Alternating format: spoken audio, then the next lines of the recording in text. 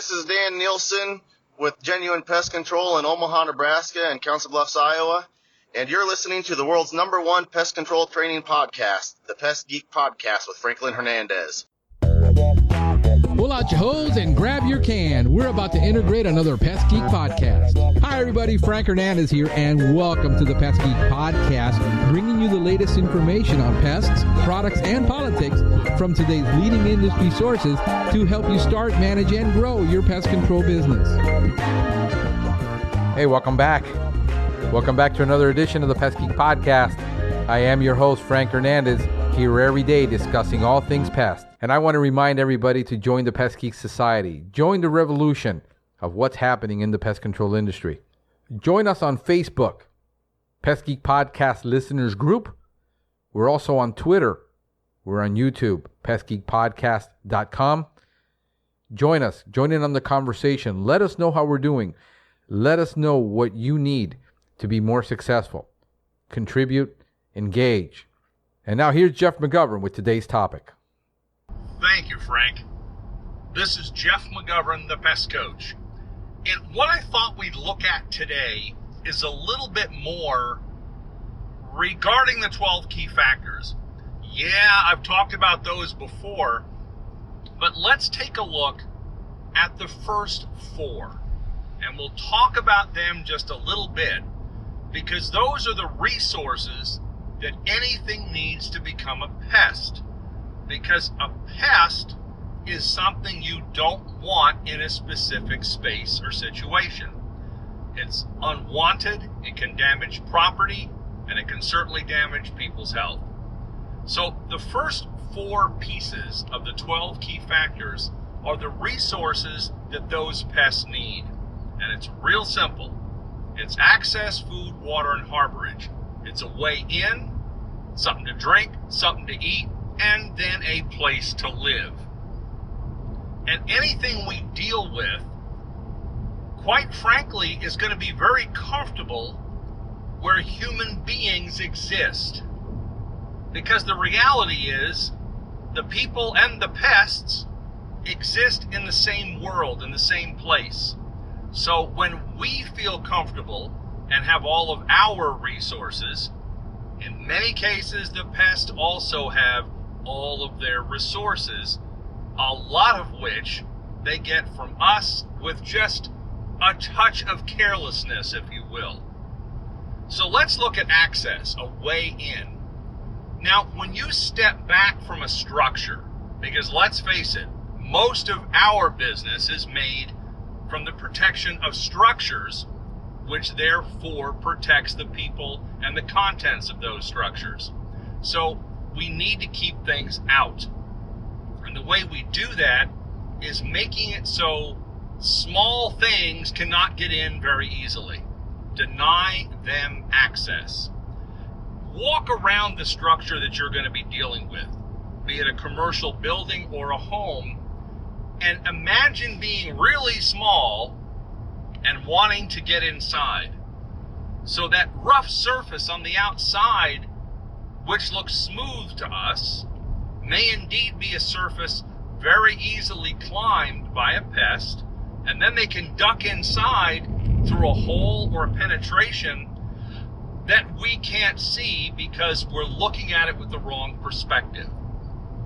So when you're walking around the outside of these structures, you're doing that outside investigation, you have to change height in many cases.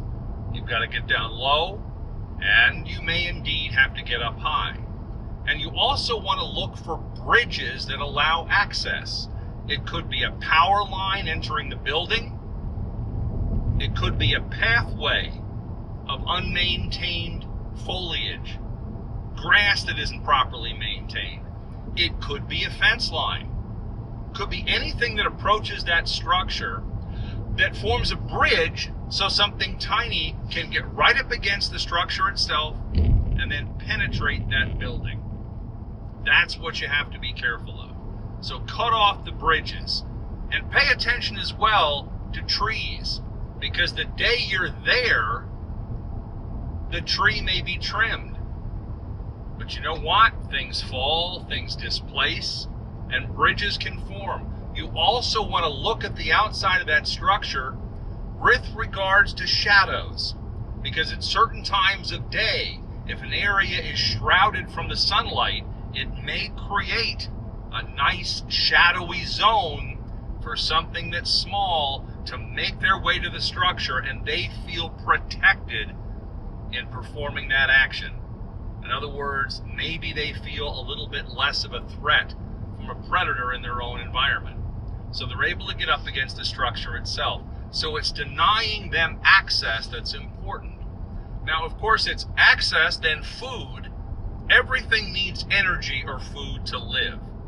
And if food is available adjacent to or inside of the structure, due to carelessness or the habits of the human beings that inhabit such a structure, then we have to find a way to deal with that. Pests don't need a lot to eat compared to us. They're not eating poundage. In many cases, they're eating tiny, tiny bits of food, which are more than enough to sustain them. And so we have to eliminate the food source that they might find around the structure. So it's access, it's food, and then it's water. Everything on Earth that we would normally deal with needs water to survive. If I can remember the old adage when it comes to survival, you can make it 3 minutes without air, 3 days without water, and 3 weeks without food. So water is pretty doggone important.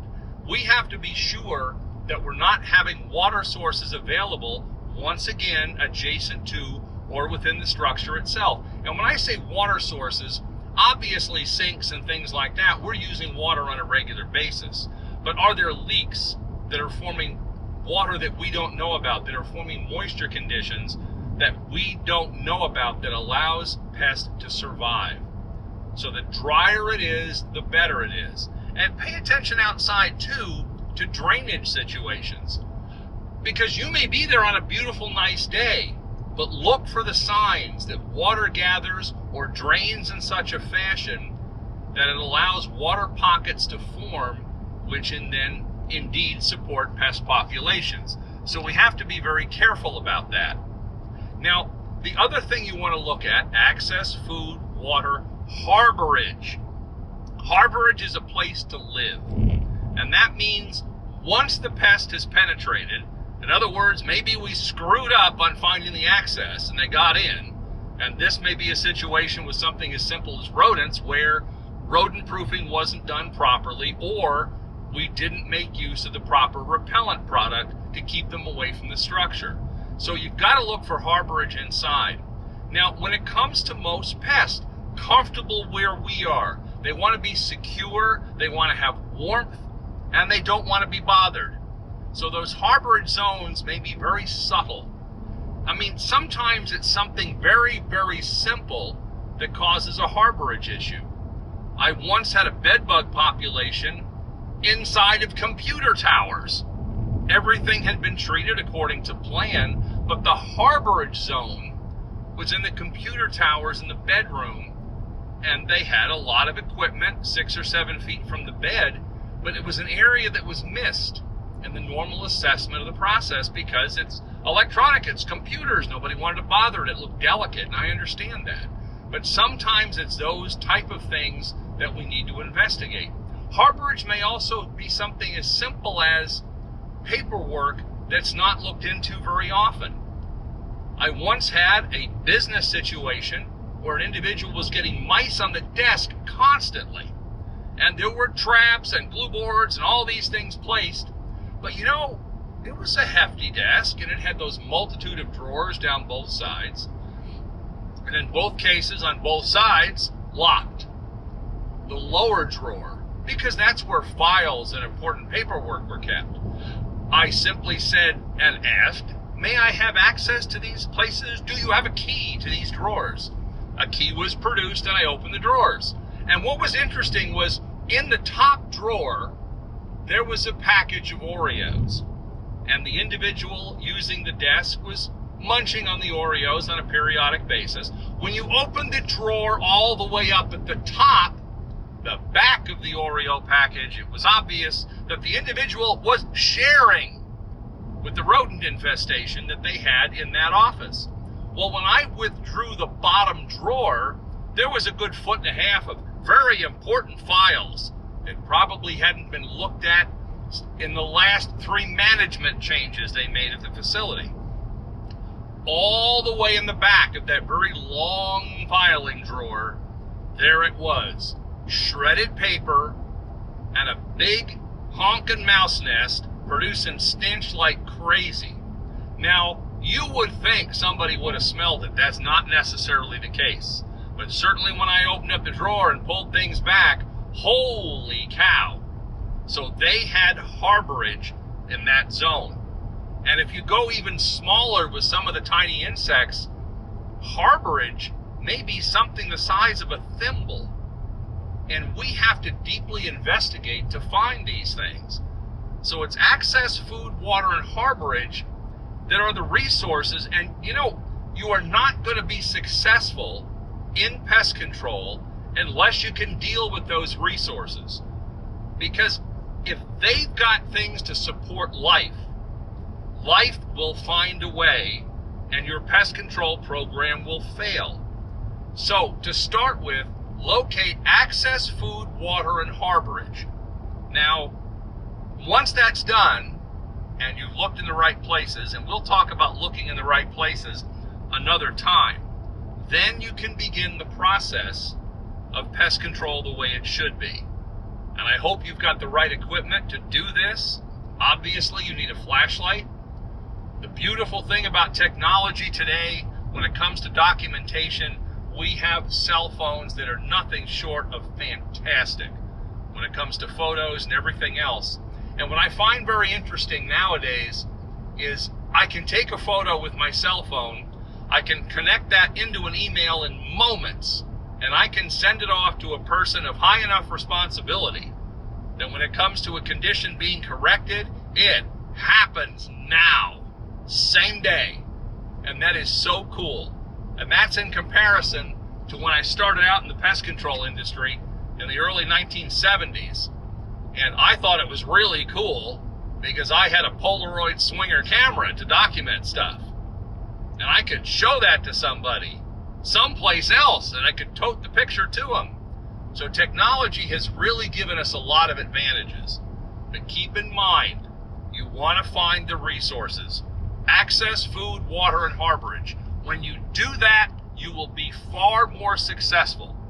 And so, with this short piece today, Frank, I'll turn it back to you. This is Jeff McGovern, the Pest Coach, signing off for now, and we'll get together again very, very soon.